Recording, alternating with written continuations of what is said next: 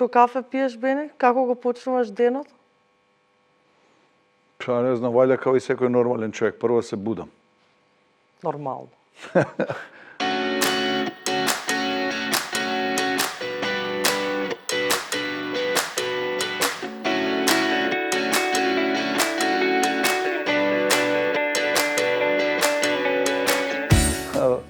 Благодарам на Бога што ми овозможил уште еден ден да отворам очи, да функционирам и идемо дале. Духовен човек си вака? Да. Првото кафе го испив овдека, ја го сега и второ е тука. Две и толку, не пивам повеќе, не. Затоа што мислам дека е сосема доволно, као и све у живот. Некако, ако човек се држи до средина, тоа е моје некое размислување. Дали некојаш си свирал на оваа Не. сцена? Горе у дансингот, да. Аха. Безброј пати, али овде никогаш. Барем не можам да се сетам. Не. Иначе, ме интересира зошто не си толку активен со правење музика. Може би си повеќе, нели, тука во институција. Затоа што, него на стејдж. знаеш како, јас сум ти мултипрактик.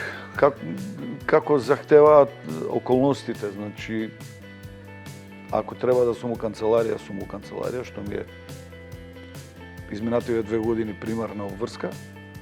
Меѓутоа никако откажување од стејџот, а стејџот нема врска со канцеларијата, затоа што обично он доаѓа од попладневните часови до доцна навечер, така да едно со друго не си влагаат, немаш тука судирни интереси.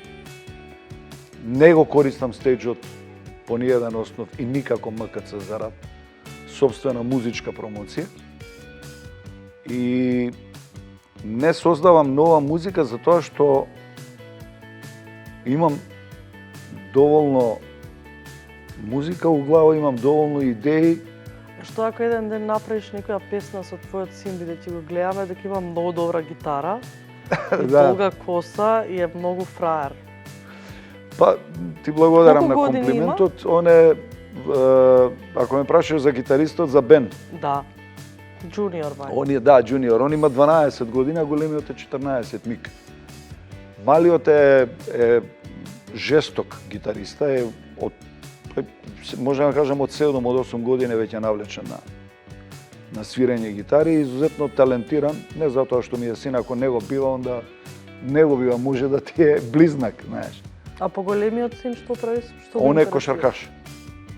И двајцата се некако пасионирани у својата определба. Сега за сега е така, не знам, можда ќе упознаат утре некоја цура која ќе им замути памет па ќе забораат на све, али кој што тоа обично бива. Сега за сега се изузетно фокусирани на своите љубови на гитарата и на спортот. Ме интересира 2 години од твоето раководење на МКЦ. Како се справуваш со овие критики кои се упатени на сметка на МКЦ и дали ти го примаш лично тоа како директор, бидејќи нели повеќето го вперуваат прстот кон тебе? Биди, најлесно е да застанеш дома у некоја удобна фотелја, кауч, тросет или не знам некоја лежечка положба и да драмиш како не знам, ова не чини, ова треба да биде вака, ова треба да биде онака, ама е многу тешко да се фатиш во костет со проблемите.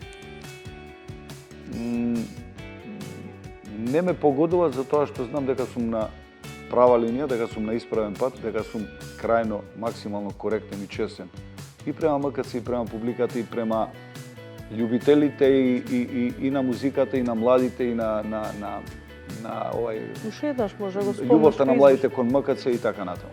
И таа независна сцена, дури ако сакаш.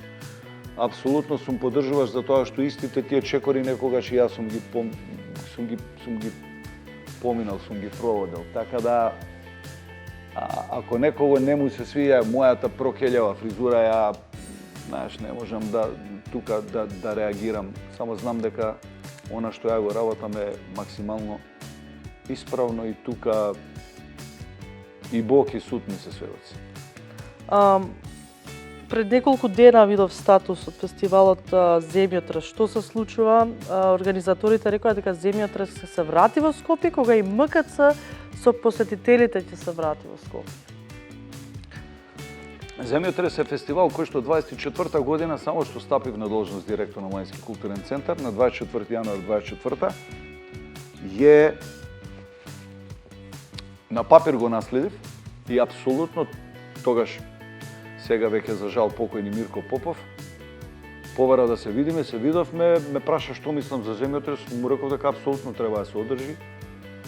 Малку беше зачуден, као најголемиот промотор на моето недоаѓање во МКЦ, и не му беше јасно како тоа ја неам реваншистички побуди, како ја тоа не реагирам негативно. Му реков, види, единственото нешто што може да го спречи земјотрес да се одржува во МКЦ, барем во време додека ја го раководам, ако нема интерес за него, сам по себе да се угаси. Јас сигурно не сум тој што ќе го згаси. И он беше, сега вака би личело нескромно да кажем за себе, а он беше воодушевен. И таа година, 24-та година, сега веќе преклани, мислам дека беше на 3 февруар се одржаваше земјотрес. Имаше 1700 посетители и беше одличен. Јас лично дојдов, присуствував дека наравно не седев цела вечер, али ги поминав сите стејџови лево десно, видов дека тоа све функционира, прошетав со него. Луѓето беа изненадени како вика сега овој до вчера скокаше против овој јавно, сега одеднаш кога ни се појават двајцата заедно. Јас сметам дека Дали многу луѓе го знаат ова за тебе и за Мирко и приказнало? Па ја не знам дали го знаат од мене, не го чуле никад, затоа што немам потреба да се рекламирам. Зошто би? Знаеш, ако вака ме прашаш, ќе ти кажам, али. И мислам дека човек треба да е одговорен, поготово кога е на ваква позиција, треба да се надмине себе си, своите фрустрации, какви год да се, и да каже да, ако сум веќе тука и го раководам центарот, интересот на центарот треба да биде приоритетен и на прво место. Знам дека сега веќе фестивалот ќе се одржува во друг град, а ме интересира дека како од тоа ќе земјотрес се одржува во друг град и зошто би се одржувал во друг град? Затоа што е приватен. Така? Ако е приватен фестивалот, како можам јас да го обструирам? Како воден? Но еве генерално и луѓето зборат дека МКЦ ја нема таа агенда која имала порано со активности. Види се, ако седнеме ние као несериозни да дебатираме на тема рекла-казала, можеме до задутре. Исклучиво ќе пристанам да разговарам по основ на аргументи. Некакви индици имам, некакви аргументи имам, ги немам сите до крај. На крајот на денот знам дека најодговорно тврдам морално, кривично, човечки како сакате. Дека не е до мене. На крајот на сите краишта да ни го врати то МКЦ од каде? Кај го однесува МКЦ? Кој го однел МКЦ? Кој го оттуѓил МКЦ? На кого да се врати МКЦ? МКЦ припаѓа на сите граѓани на град Скопје и на Република Македонија, така да... Ето, од земјотрес не го вперија прстот само кон МКЦ, туку и кон културните политики на град Скопје. Овај ланската година МКЦ за програма од градот доби 6,45 милиони денари, додека пример во 2020 тој буџет беше 34 милиони денари.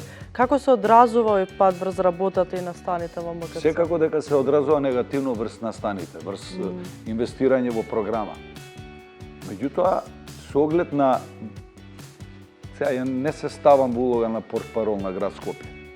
Апсолутно не, ниту имам толку познавање. Меѓутоа, ако се увиди дека влада е некаква криза и се од година во година, од 2015, 17, 18, 20, навака, поготово после короната, секоја година се помалку и помалку, имате пат на одобрени средства за реализација на програма, конкретно во МКЦ, веројатно е некаква криза. Меѓутоа, не е мое да навлегувам во детали зошто е тоа така. Имате значи, тоа нема врска со тебе персонално, тоа што нели се случувало, пример, имало повеќе фестивали, планетариум. Не, нема врска, нема врска со мене, нема врска. Одговорно тврдам и со моите претходници, тоа е генерална политика на распределба на, ајде условно да го кажеме, на колачот. И луѓето кои што одлучуваат на која институција колку ќе се распореди. Како може, не знам, било кој овдека да има удел у тоа. Тоа е нешто што не е во наш домен. Планетариумот не работи за тоа што прво прокиснува, второ треба да се реновира, трето има одобрено средства од Европска унија, така да генерално да бидам пластично појасен, кои што се на самиот крај на реализација.